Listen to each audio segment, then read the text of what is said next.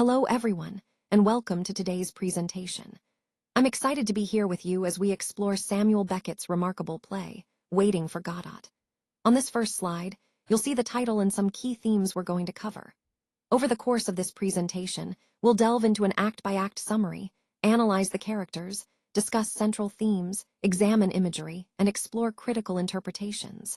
So let's get started and take a fascinating journey through this iconic work.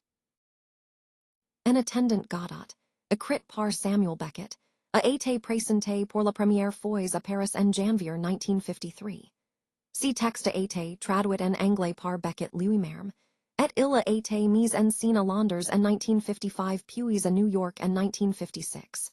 See spectacle est aujourd'hui considéré comme un pilier du théâtre de l'absurde, aux côtés de figures comme Ionesco, Genet et Pinter. Il a vu le jour dans l'Europe d'après-guerre, une période marquée par le chaos et la recherche de sens dans un monde profondément secoué. Beckett est inspiré de la philosophie existentialiste, notamment Sartre et Camus, tout en intégrant des éléments de l'allégorie création, sans pour autant prendre parti pour l'une ou l'autre. Si théâtre remet en question la structure dramatique classique, il n'y a pas de montée en tension, pas de résolution, pas de catharsis. Beckett lui-même a dit qu'il ne savait pas qui était vraiment Godot, ni même s'il existait. En 1969, il a reçu le prix Nobel de littérature, qu'il a accepté en qualifiant la reconnaissance de catastrophe. Tout cela montre à quel point cette œuvre est inscrite dans un contexte où l'homme, après la guerre, cherche encore à comprendre sa place dans un monde dévasté. Today, we see a continuation of the same scene, but with some subtle changes. The next day, the tree has sprouted new leaves, symbolizing perhaps a new beginning or the passage of time. The two men are waiting again, caught in this endless cycle of anticipation. Pazzo returns, but now he is blind, and Lucky, who was once able to speak, is now mute. This shift highlights the themes of dependency and change, or perhaps the lack of it, in their situation. The boy comes back with the same message, that nothing has changed, and they still do not move. This repetition emphasizes the idea of waiting without progress, a core theme in the play. Now, connecting this to the overall theme, Vladimir and Estragon are caught in this endless loop of waiting for Godot, symbolizing hope, despair, or the human condition itself. Pazzo and Lucky's transformations serve as a mirror to their own stagnation, reminding us how time and circumstance can alter appearances, but often leave the essential situation unchanged. This scene encapsulates the play's exploration of waiting, the passage of time, and the persistent human quest for meaning, even when nothing seems to change. Today, we're exploring a moment that's full of anticipation and change, waiting, wandering, and the arrival of strangers. This phase sets the tone for what's to come, emphasizing the importance of patience and the sense of uncertainty that often accompanies new beginnings. When we talk about waiting and wandering, we're really describing that liminal space where characters or individuals are unsure of what's next, yet they remain open to possibility. It's a powerful reminder that sometimes, the most transformative moments happen in these quiet, expectant pauses. Then we move into the first vigil, which highlights a crucial act of watchfulness and preparedness. Vigil signifies not just waiting, but actively staying alert for what's to come, whether it's a visitor, a revelation, or a turning point. This brings us into ACTI, marking the beginning of the story. It's important to see this act as the foundation, setting the scene, establishing the mood, and inviting us to reflect on how these initial moments shape the entire narrative arc. Overall, this slide underscores how moments of pause, wandering, and anticipation are central to storytelling and human experience. They prepare us for the unexpected and set the stage for meaningful encounters. Today, we see the play opening on a simple country road at dusk, with a single bare tree standing as the only scenic element. This minimal setting immediately sets a tone of emptiness and anticipation. We then meet Estragon, who is struggling to remove his boot, and Vladimir, who enters and greets him, emphasizing that they have been apart. What's important here is that they are waiting for someone named Godot, but neither of them is quite sure of the details, whether about the day, the place, or even the terms of their wait. Their conversation starts to meander, touching on topics like the Gospels, thoughts of suicide, and whether they should leave, but interestingly, neither of them makes a move.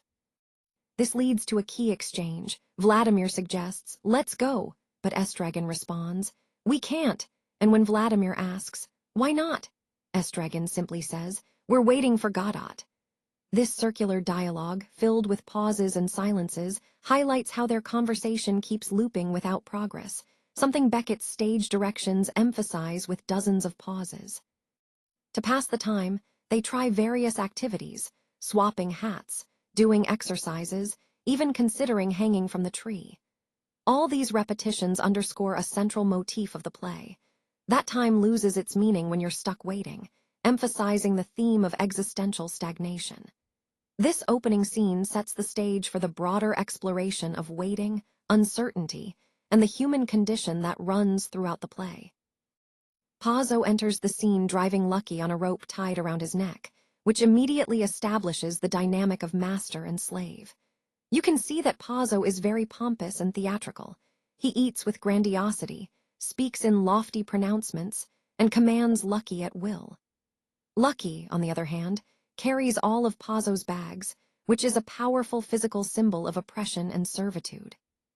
When Pazzo tells Lucky to think, Lucky responds with a long, chaotic monologue that's a parody of academic discourse. It's fragmented and nonsensical, highlighting how language itself can break down under pressure.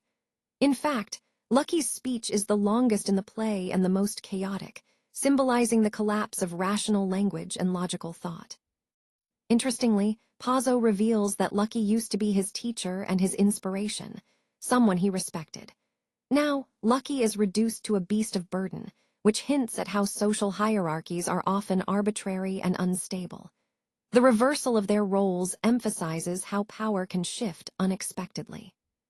At the end of this scene, Pazzo weeps and philosophizes about the beauty of the evening, adding a moment of human vulnerability. Then, he abruptly commands Lucky to pack up, and they leave as suddenly as they arrived. This scene encapsulates the themes of power, dependence, and the fragile nature of social roles that run throughout the play. Now we see a boy arriving on stage, a figure who appears timid and afraid. He claims to have a message from Godot, which immediately raises questions about the nature of this character and his credibility. The message he delivers is quite simple.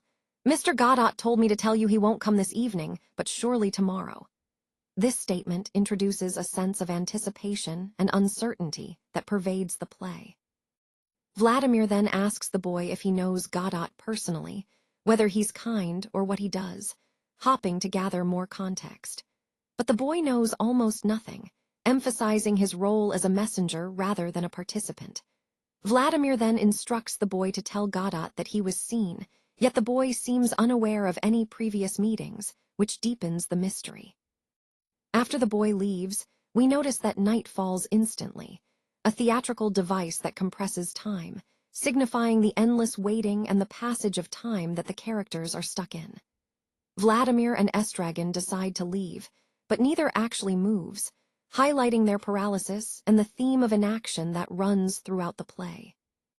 The moon rises, and the tree stands bare against the sky's stark, symbolic static. It's a powerful image, representing desolation, hope, or perhaps the passage of time itself. Finally, the curtain falls, and we're left with two men in the same place, no closer to understanding or meeting Godot, with the day erased, underscoring the play's central theme of waiting, uncertainty, and the elusive nature of meaning. Let's delve into Act I and its key elements. First, it sets up a pattern of futile waiting that will be repeated in Act II. This bipartite cycle essentially has no resolution, emphasizing the sense of endless delay. Beckett uses a style reminiscent of vaudeville crosstalk and misunderstandings, which cleverly exposes the limitations of communication itself. Lucky's monologue is particularly interesting because it deconstructs philosophical language. Concepts like logic, God, and science dissolve into meaningless babble, highlighting the absurdity of trying to find definitive answers. Then we see Pazzo as a symbol of the bourgeoisie or colonialist master, while Lucky represents the exploited worker, though importantly, neither role is fixed. This fluidity suggests the fluid nature of power and oppression. The bare tree in Act I is a striking symbol, standing for death, desolation, and the absence of divine grace, reinforcing the bleak atmosphere. Time in this act is very elastic. Long stretches seem to stretch endlessly, yet the day can also end in a flash. Beckett's point is shown rather than told. The inaction and repetition of the characters are the core of the argument, illustrating the futility of their situation. Finally, we can connect this to existentialist ideas, like Sartre's notion that existence precedes essence. But in this context, existence itself feels meaningless. All these elements come together to create a powerful, layered literary analysis that challenges us to think about the nature of human existence and communication. Today, I want to explore the idea of change within changelessness, which is a fascinating paradox.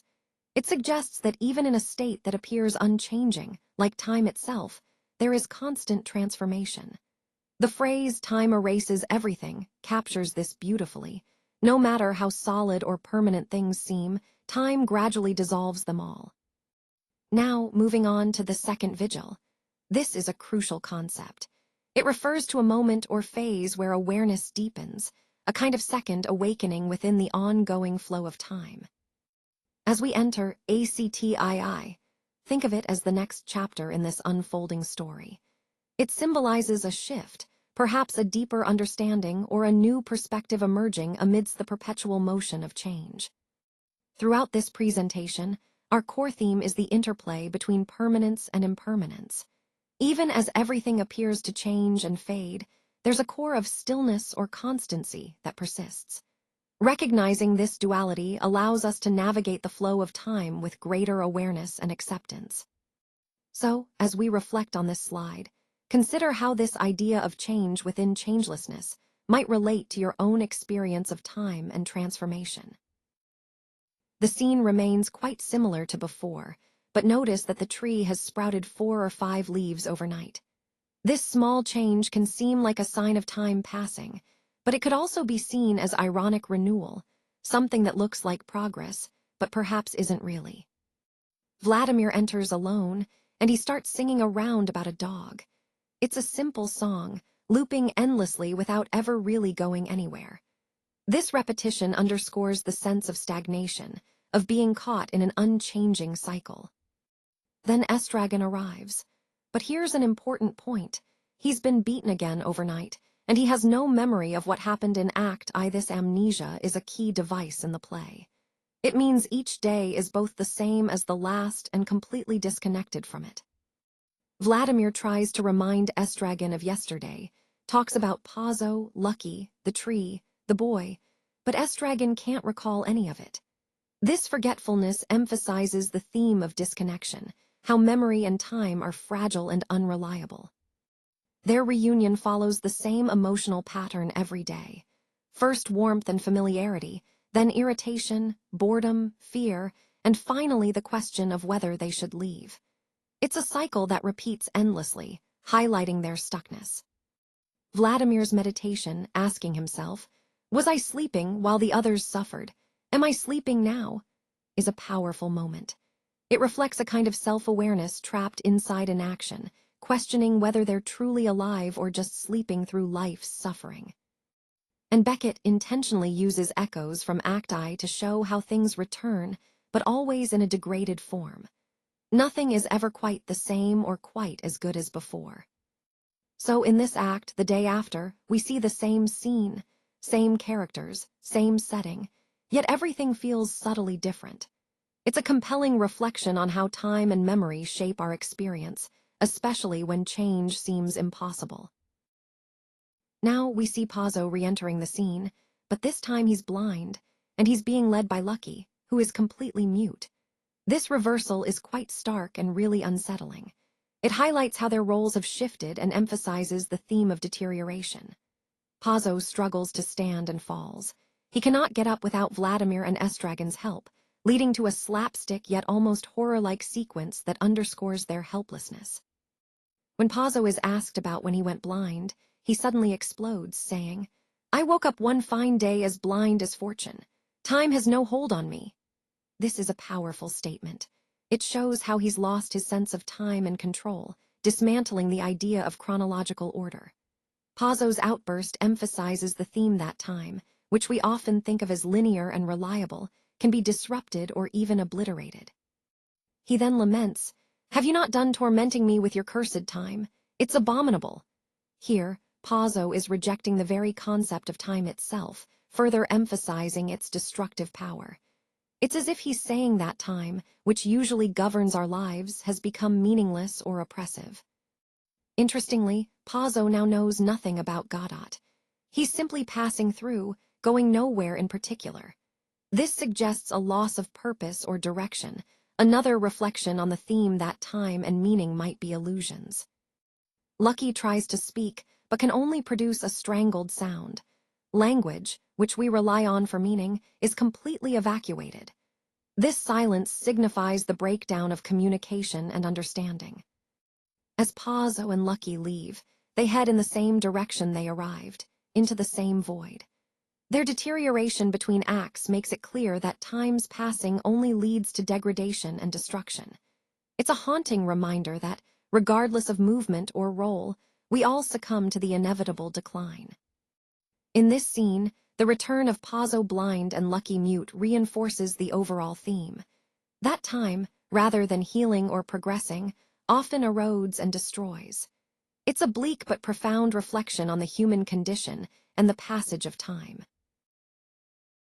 Now, we see the boy returning once again with the same message.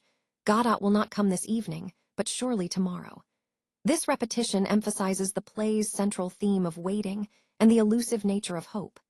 Vladimir then asks if the boy remembers him from the previous day, but the boy says no. This moment is quite telling.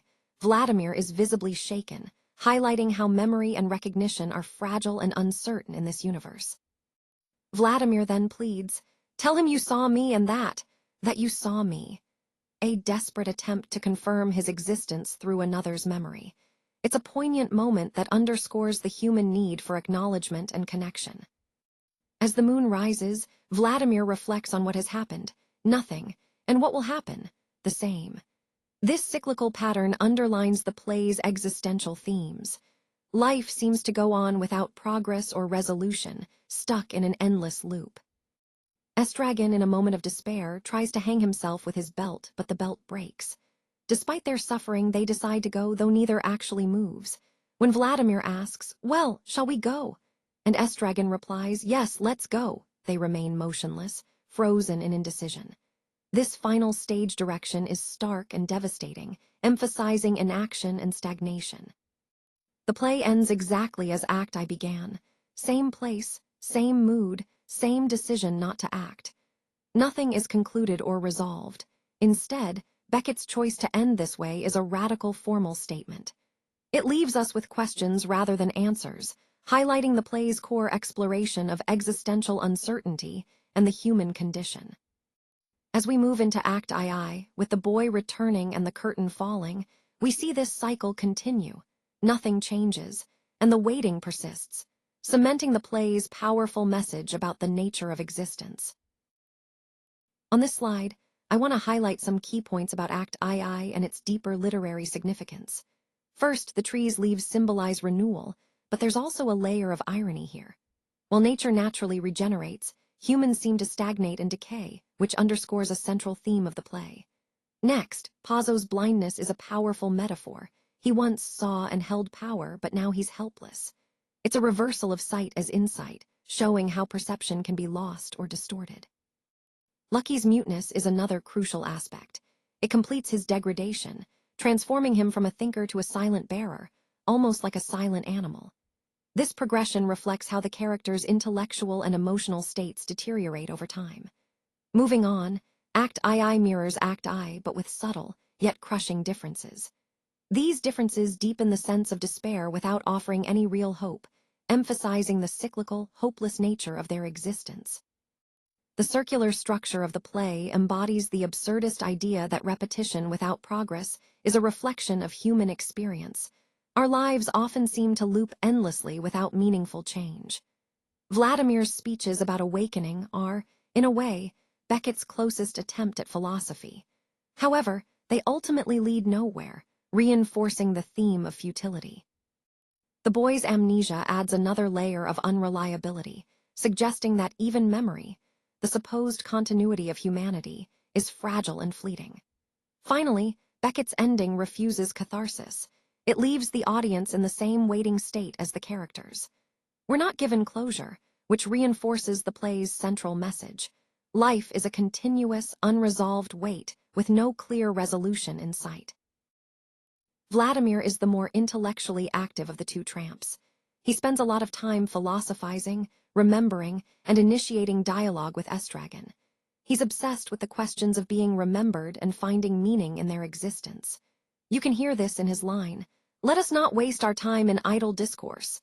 But ironically, his life is filled with idle discourse, waiting, and circular thinking. This reflects what we might call bad faith made flesh, a kind of living in denial or avoidance. Vladimir represents the rational and hopeful side of humanity.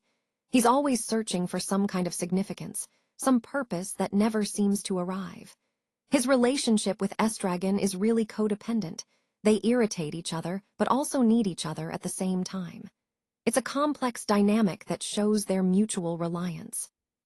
He also has this comic physical issue, urine retention, that symbolizes his inability to release or resolve anything important.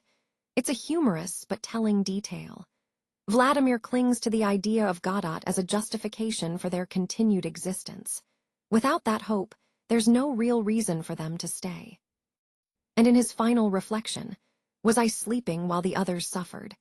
we see a moment of empathy and guilt.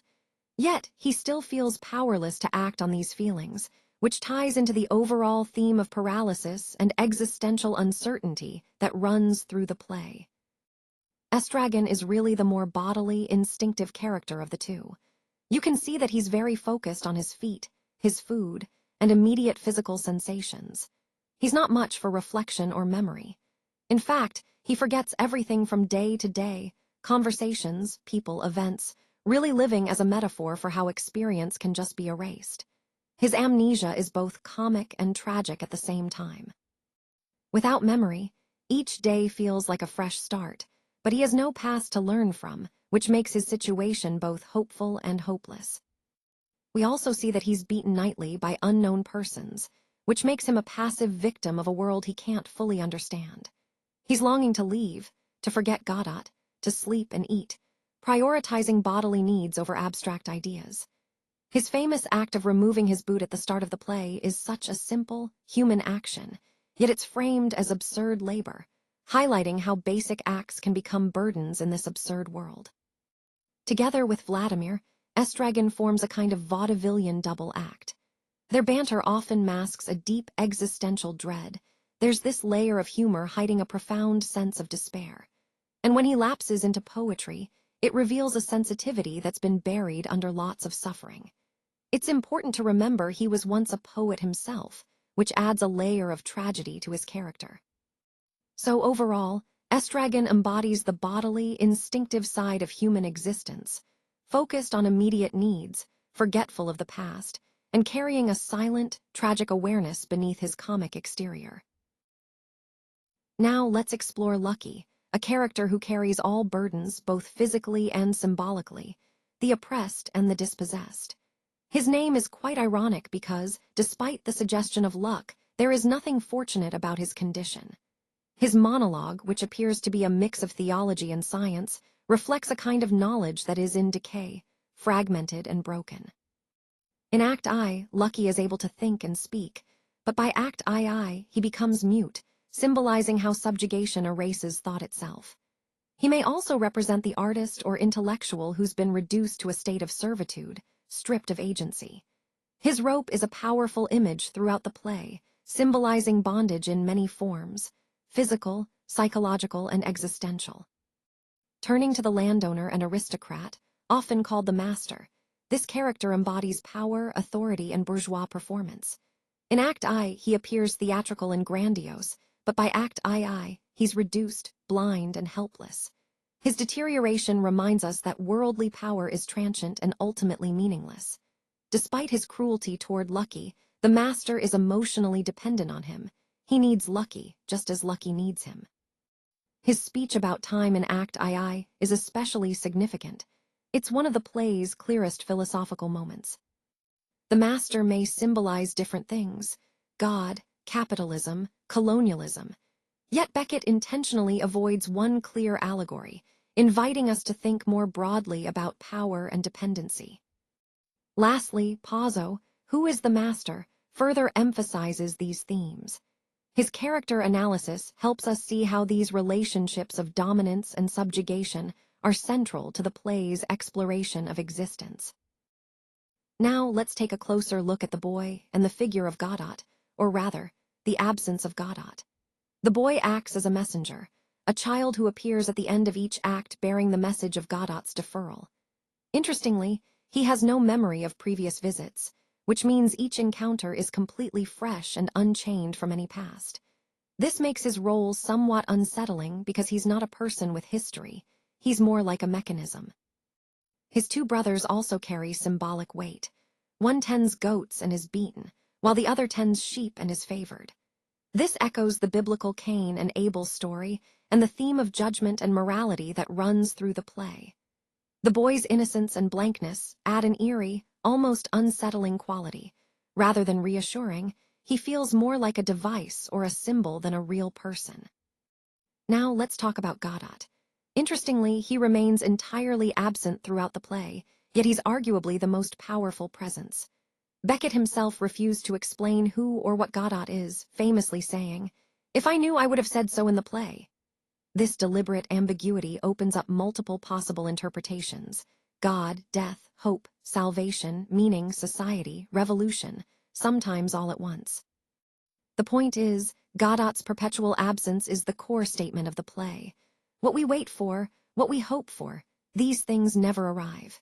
And yet, we cannot stop waiting. It's a powerful reflection on human condition, on the nature of hope and the futility of waiting for certainty or salvation that may never come. Hope in Godot, while it might prevent us from falling into despair, can also act as a trap that keeps us in suffering longer. It's a tricky balance because hope can be both a comfort and a prolonging of our pain. When we look at the characters, they're unable to confirm who they truly are, where they are, or even why they're there. This lack of certainty about their identity and purpose underscores the theme of authenticity. How much of what we believe about ourselves is real or just an illusion? Then there's the Pozzo and Lucky dynamic, which dramatizes the master-slave relationship. It highlights how many human interactions involve some form of domination or power imbalance. Power and servitude are woven into their relationship, reminding us that control and submission are fundamental aspects of social relations. Time is another crucial theme. It passes, but nothing truly changes. Our memories become unreliable, erasing the continuity of our sense of self. This raises questions about how much of who we are is preserved over time and how memory shapes our identity. On a broader level, the universe appears indifferent to our suffering, hope, or meaning, emphasizing the absurdity of existence. Life itself lacks inherent purpose, and this indifference can make our struggles seem even more futile. All of this ties into the central activity of waiting. Waiting becomes both our defining activity and our paralysis. It's what we do, but it also keeps us stuck, giving life a sense of purposeless inertia. Ultimately, these themes challenge us to reflect on the human condition, our search for meaning, our dependence on hope, and the inevitable inaction that often results. Albert Camus defined the absurd as the conflict between humanity's desire for meaning and the universe's silence. Beckett, on the other hand, dramatizes this conflict rather than simply arguing it. The form of the play itself enacts the absurd through circular dialogue and moments of stasis, creating a sense of endless waiting. Unlike Camus's idea of revolt, which encourages us to embrace life despite its absurdity, Beckett offers no such comfort. Instead, he presents only the bare fact of continued existence. The play doesn't argue that life is absurd. It makes us feel it. As we sit in the theater waiting for something that will never come, we become part of that absurd waiting. Martin Esslin coined the term theater of the absurd in 1961, partly inspired by this play, though Beckett himself rejected the label. One of the key ideas here is that the lack of plot, causality, and resolution is a philosophical statement in itself. Narrative usually implies order, but its absence here suggests chaos. The characters repeat the same gestures and reach the same conclusions, so the structure itself becomes a reflection of meaning. And this is where the audience is also implicated, because we, too, are waiting, filling time, hopping for a resolution that will never come. It's a shared experience of waiting and uncertainty, which ties back to the overall theme of the absurd. So on this slide, we see that the two acts are set the next day, but almost nothing changes between them. This suggests that clock time, as we usually understand it, is actually meaningless here. It's as if the passage of time doesn't really matter to these characters. Take Estragon, for example. He suffers from amnesia. Without memory, there's no sense of self, no continuity, no growth. He's stuck in a perpetual present, unable to remember or learn from the past.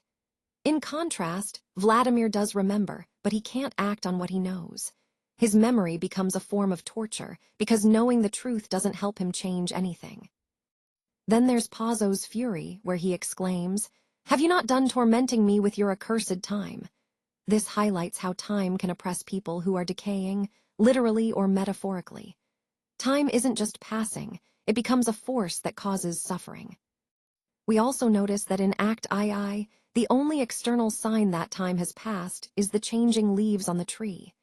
Nature keeps time. It's a constant outside of human control, whereas humans are unable to do so. Moving to Beckett's influences, he drew on an early essay of Proust's, which suggests that memory isn't simply a retrieval of the past. Instead, it's a reconstruction, always subject to distortion. So our memories are never accurate reflections. They shape and reshape our understanding of the past. Lucky's monologue, with its trailing off into the year of, illustrates how time collapses mid-sentence, emphasizing its fluid and collapsing nature here. Finally, without a purpose, time isn't experienced as a flowing duration. Instead, it feels like weight, boredom, stagnation, where the passage of time becomes oppressive rather than liberating. This ties into our overall theme of time and memory, showing how both are complex, often unreliable, and deeply intertwined with human suffering and perception. Now, let's explore the imagery and symbolism on this slide. First, we see that each act transitions from day to night. Day and night here symbolize more than just time. They represent states of mind.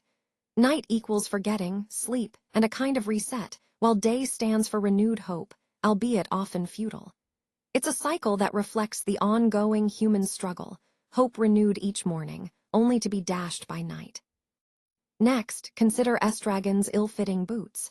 They symbolize the discomfort of existence, those little pains and frustrations we all carry. Interestingly, in Act II, we find the same boots fitted onto another man, which suggests that identity is transferable.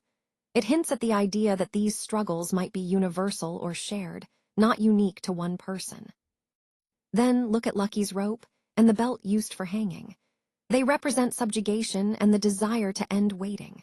The rope is a symbol of oppression, while the belt signifies a wish to end suffering or stagnation. But both fail as tools of liberation, highlighting how attempts to escape or resolve our condition often fall short. Moving on, at the end of each act, the moon rises rapidly, marking the night. The moon here is indifferent and beautiful, time passing without changing anything. It's a reminder of the relentless, indifferent flow of time, which continues regardless of human hopes or efforts. The country road depicted is another powerful image. It leads nowhere. Movement is possible but never actually taken. This represents potential that remains forever unfulfilled, a metaphor for hope that never materializes into action or change. Finally, the tree. In Act I, it's bare, symbolizing death and desolation. By Act II, it's leafy, suggesting false hope. It's also a potential gallows, blurring the line between life and death. This ambiguity underscores the uncertain, often paradoxical nature of our existence. All these images, day and night, boots, rope, moon, road, and tree, come together to deepen our understanding of the cycle of hope, despair, and the ongoing human condition that the overall theme of this presentation explores. On this slide, we see how language in the play is constantly failing us. Words repeat, contradict each other, digress, and often seem to mean nothing at all. Silence, on the other hand, is not just an absence of speech. It's prescribed in dozens of stage directions and functions as an equally expressive, if not more powerful, form of communication. As Beckett famously said, every word feels like an unnecessary stain on silence and nothingness.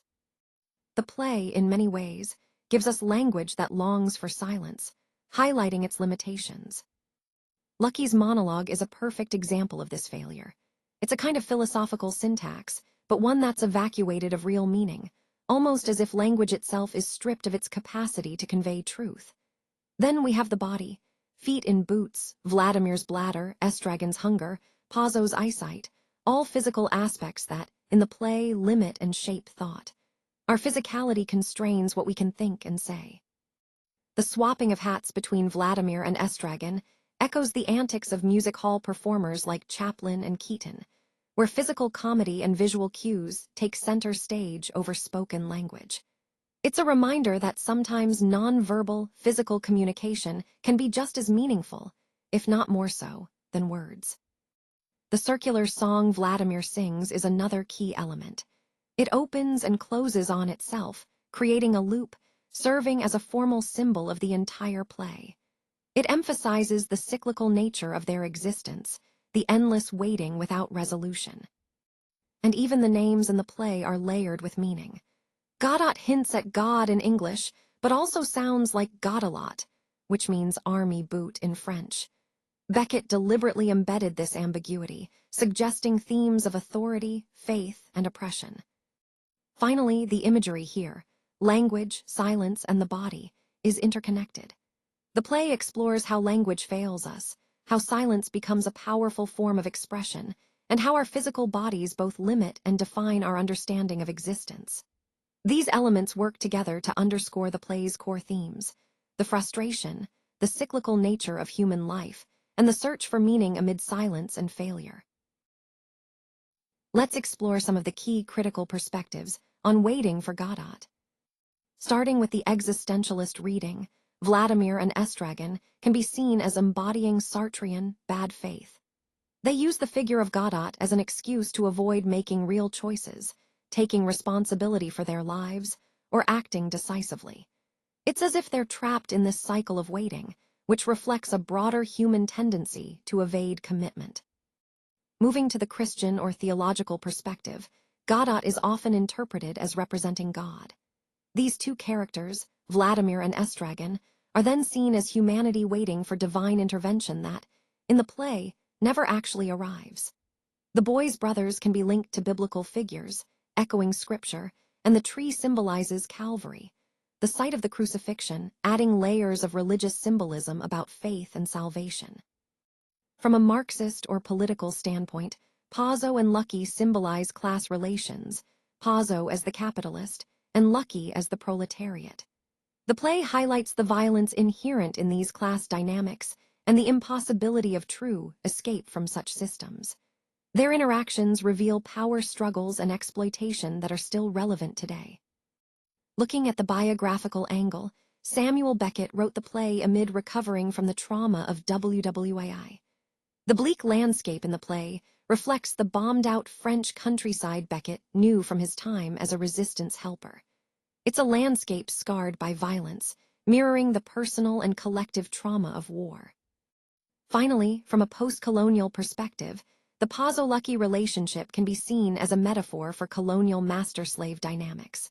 Lucky's forced performance for strangers mirrors colonial subjects performing for outsiders, highlighting themes of spectacle, control, and exploitation. These perspectives enrich our understanding of the play and connect to the overall theme of human existence, its struggles, its symbolism, and its ongoing relevance. Let's start with that powerful quote from Vladimir in Act II.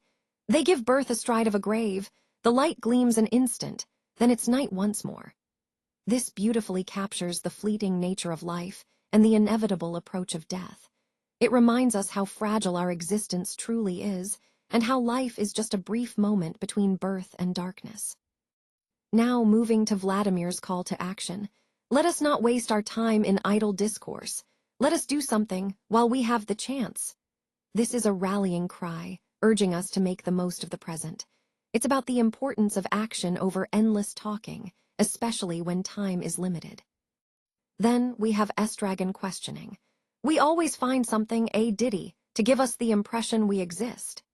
This points to the human tendency to seek validation and meaning through small actions or illusions, trying to convince ourselves that we matter in this vast universe. Connecting all these points to our overall theme, our mortality, the urgency to act, and our search for meaning, they challenge us to reflect on how we spend our limited time. Are we truly living or merely existing? These reflections encourage us to seize the moment and find purpose in our actions. This slide highlights the profound influence of these groundbreaking playwrights, Stoppard, Pinter, Albee, Churchill, and Kane, who fundamentally changed what theater can be about. Their work sparked a theatrical revolution, pushing the boundaries of traditional storytelling and challenging audiences to see theater as a reflection of modern life's complexity. They were recognized with the Nobel Prize in 1969, a testament to how their innovative approaches not only elevated the art form, but also gained international acclaim. Their plays have been translated into over 40 languages and performed everywhere, from prisons and hospitals to war zones, places where waiting, suffering, and human resilience are all too real. This shows the global impact of their work, emphasizing that theater can serve as a powerful tool for connection and understanding across different contexts and cultures. And speaking of innovation, Samuel Beckett's radical approach, particularly in works like Waiting for Godot, redefined structure itself. His idea that the absence of a traditional plot can be the plot, where the structure enacts meaning without decoration, challenged everything we thought theater should be. This approach turned form into a statement, making the very structure of the play a reflection of its themes and messages. So, in conclusion, these artists and their revolutionary ideas have left a lasting legacy. They've expanded the possibilities of theater, proving it can be a profound, universal, and transformative art form, forever changing how we see and experience the stage.